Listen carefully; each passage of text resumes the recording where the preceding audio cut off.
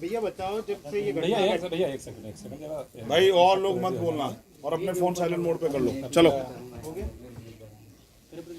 एक second job चालू करने का। ठीक है, बोलिए। भैया बताएं, ये जो घटना घटी तब से लेकर विपक्ष का कहना है कि ये देवास राजनीतिक अखाड़ा बन गया है, इस बारे में आप क्या कहेंगे? देखिए, मैं तो आज यहाँ पहुँचा और इंदौर से लेकर यहाँ तक सैकड़ों जगह रुका हूँ। एक बहुसंख्यक भीड़ जो रोड पर जमा थी, उसका यही कहना था कि इस घटना की सीबीआई जांच होनी चाहिए। देखिए, लोकतंत्र और न्याय प्रणाली इसी बात पर टिकी हुई है कि जो पीड़ित परिवार है या आम जनमानस है, उसका संतुष्टिकरण बहुत जरूरी है। इसको तो कोर्ट भी कहता है कि पीड़ित अगर संतुष्ट नहीं है तो वो न्याय नहीं हो सकता है। तो पीड़ित परिवार, मैं अभी पीड़ित परिवार से मिला, वो जो भाई, अभागा भाई जो वहाँ हैं और वो बहन, और उन्होंने जो मुझे बताया उसके बाद मुझे भी लगता है, उनकी मांग भी है कि इस घटना की सीबीआई जांच होनी चाहिए। और क्योंकि मैं पूरे देश के लोगों में से संदेश प्राप्त करता रहता हूँ, तो ये चर्चा आज यहाँ नहीं बची है, ये पूरे देश में चली गई है। और पूरे देश में इस बात को लेकर आक्रोश है कि एक परिवार के 5-5 लोगों का मर्डर हो गया है, 48 दिन तक बॉडी भी बरामद नहीं हुई, और पुलिस, जो अपराधी है वो पुलिस के साथ घूम रहा था। और पुलिस जो है, अपराधी, पीड़ित परिवार ने बताया कि अपराधी को कह रहे थे कि ये ढूंढ तो देंगे, आप अपने काम पे चले जाओ।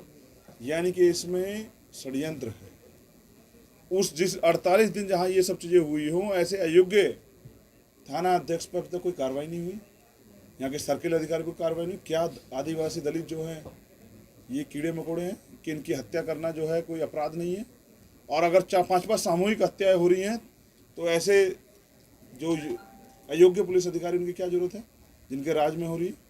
जहाँ तक मैं समझता हूँ, हमारी मांग भी है कि मुख्यमंत्री सीबीआई जांच की घोषणा करें, और इसमें सीबीआई जांच हो वो भी सुप्रीम कोर्ट के जजों के निर्देशन में, जिससे कि आम जनता, जिसमें एक डर का, भय का माहौल व्याप्त हो गया है, जो कई लोगों से मैंने ये भी सुना कि वो तो प्लान करने की बात भी कर रहे हैं।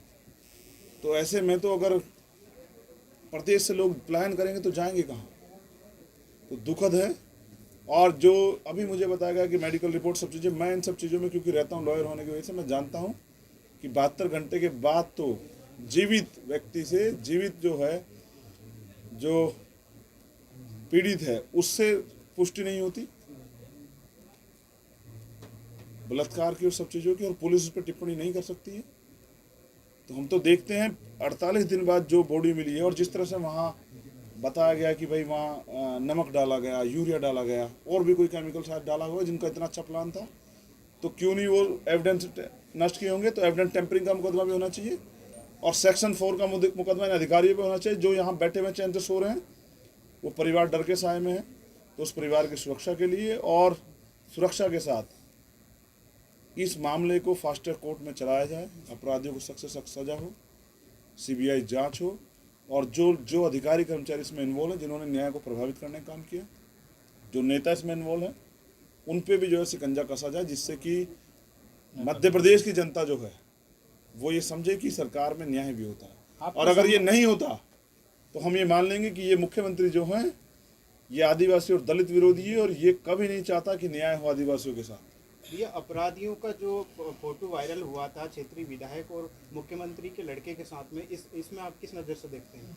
देखिए, अगर 48 दिन तक अपराधी जो है खुला घूम रहा है, तो अगर हमारा सिस्टम इतना कमज़ोर हो गया है कि उसको अपराधी के साथ घूमते हुए उसको पता नहीं है, जबकि पीड़ित परिवार ने मुझे बताया कि हमने उनको शक जाहिर किया था कि इस व्यक्ति द्वारा ये हो सकता है, और फिर उस व्यक्ति के हौसले तो देखिए। उस पीड़ित बच्ची ने मुझे बताया कि वो हमसे भी कह रहा था कि तुम दोनों मेरे साथ चलो, किसी बाबा के पास जाके पता करके आएंगे, वो बता देंगे कि वो लोग कहाँ हैं। यानी कि इतना बड़ा घटना को अंजाम दिया गया, प्री प्लानिंग, और फिर उसको छिपाया गया। तो इसका मतलब ये अकेले कुछ लोगों का तो काम नहीं है, 4-4 लोगों के खिलाफ और उन्होंने शक जाहिर किया, उन पर कार्रवाई अब तक नहीं हुई, उनको तो पूछताछ के लिए भी नहीं बुलाया। तो कहीं ना कहीं सत्ता का संरक्षण अपराधियों को मिल रहा है, और मैं इस बात को पूर्ण बेहतर तरीके से समझता हूँ कि अगर अपराधियों को सत्ता का संरक्षण होगा तो अन्याय बढ़ेगा।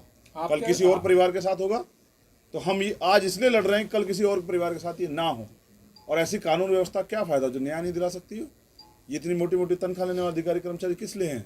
और अगर इन पर दबाव है तो ये मामला हम कहीं और ट्रांसफ़र करवा लेंगे। हम तो चाहेंगे दिल्ली आए मामला, और वहाँ इसकी जांच हो, और वहाँ ही कोर्ट में चले, तो हम इन सबको ले चलेंगे वहाँ दिल्ली।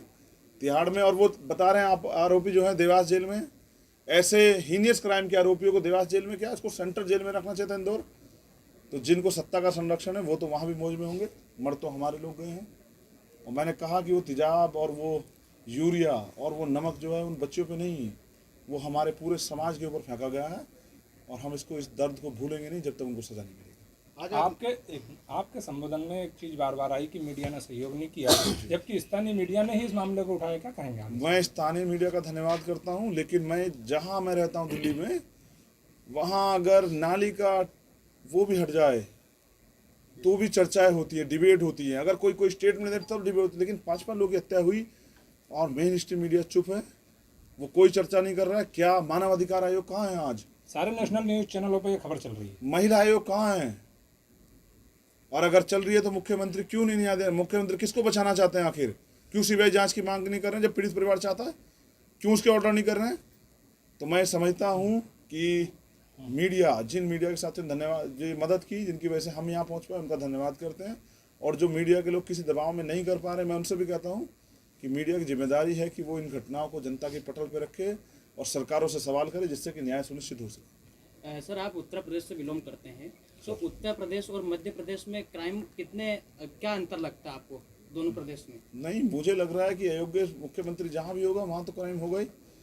जहाँ ऐसी सरकार होगी जो इस क्राइम को क्राइम नहीं मान रही है, क्या मैं पूछना चाहता हूँ मुख्यमंत्री क्या इस आदिवासी परिवार को कीड़े मकोड़े समझ रहे हैं जो उनके पास मिलने आने का समय नहीं है? वो शादियों में जाते हैं, ब्याहों में जाते हैं, एक मंत्री नहीं मिलने आता। एक मंत्री आज आया तो क्योंकि चंद्रशेखर आ रहा है तो मिलने आ गया, तो मिलने आके क्या करोगे? न्याय कौन देगा? तो मैं समझता हूँ कि मध्य प्रदेश में भी और उत्तर प्रदेश में भी और कहीं कोई और राजस्थान, कोई सा प्रदेश हो, अन्याय तो सब जगह हो रहा है। सर, आपकी और पीड़ित परिवार के बीच 20 से 25 मिनट चर्चा हुई, क्या चर्चा में सामने आया और क्या आपको बताया गया? देखिए, बहुत कुछ सामने आया। मैं बहुत सारी बातें मीडिया के सामने नहीं कहता, अपराधी सतर्क हो जाएंगे जी। लेकिन हमने, हमारे लीडर्स लोग यहाँ बैठे हैं, हमने उनसे इस बात में चर्चा की है, और एक बड़ा आंदोलन जो है इस पर चलेगा। किसी भी कीमत पे हम अपराधियों को खुले नहीं घूमने देंगे। और मुख्यमंत्री अगर ये सोचते हैं कि वो चैन से पड़ के सोएंगे और हम यहाँ रोएंगे खून के आंसू, तो नहीं, हम उनको भी चैन से नहीं सोने देंगे। हमारी लीडरशिप जो तय करेंगे आंदोलन, तो मुझसे भी जो उम्मीद करेंगे, अगर मुझे दोबारा बुलाएंगे तो मैं भी रहूँगा। मगर मैं अब कल दिल्ली से हमने तय किया कि हम अपनी लीडरशिप से बात करके जल्दी जो है मध्य प्रदेश भवन का घेराव करेंगे दिल्ली में, और जो बाकी यहाँ जो भी आंदोलन होगा वो यहाँ की लीडरशिप जो तय करेगी, हम उसके साथ खड़े रहेंगे। सर, आपके और यहाँ के कार्यकर्ताओं, जेएस पार्टी कार्यकर्ताओं के बीच बंद कमरे में चर्चा हुई। सर, आगामी क्या तैयारी आपकी? यही चर्चा है कि अकेले अकेले क्यों मरें, जब लड़ाई एक है, रास्ता एक है, और जब एक जैसे लोगों से पीड़ित हैं और अधिकार एक जैसे लोग छीन रहे हैं, तो क्यों नहीं मिलकर लड़ रहे हैं? और ये जो पीला गमछा आज आप देख रहे हैं, मैं तो हमेशा बहुजन एकता पे हुआ है, तो हम इस बात को आगे बढ़ाएंगे कि अब अपनी लड़ाई को हम मिलकर लड़ेंगे, ऐसे इकट्ठा होकर। मैंने तो वहाँ भी मुट्ठी बंद करवाई थी ऐसे कि हम एक हैं और हमें एकजुटता से इस सिस्टम से लड़ना पड़ेगा। और क्योंकि हमारा राज नहीं तो हमें सहना तो पड़ेगा ही, लेकिन अगर हमारे लोग तैयार हो जाएं मध्य प्रदेश के, तो यहाँ राज भी बदल सकता है। धन्यवाद मीडिया के सभी साथियों का, और आशा उम्मीद करूँगा कि इस मामले में जैसे जो आगे होगा आप उसको उठाते रहेंगे, जिससे कि एक परिवार को न्याय मिले, क्योंकि ये बहन बेटी कल किसी और की भी हो सकती है। धन्यवाद। सर, अभी कुछ समय पहले सर एक लोग एकत्रित हुए थे संगठन के, सर वहाँ पे मीडिया के मुर्दाबाद के नारे भी लगाए गए थे और मीडिया का विरोध किया गया था सर, जिसके वीडियो सोशल मीडिया पे वायरल हुए थे और यहाँ के स्थानीय कार्यकर्ताओं को ये जानकारी है। देखिए, मैं समझता हूँ कि विरोध है जनता का, और ये कभी कभी नेताओं को भी सहना पड़ता, मीडिया को भी सहना चाहिए, क्योंकि बड़ी घटनाएं जब होती तो जनता के अंदर आक्रोश होता है।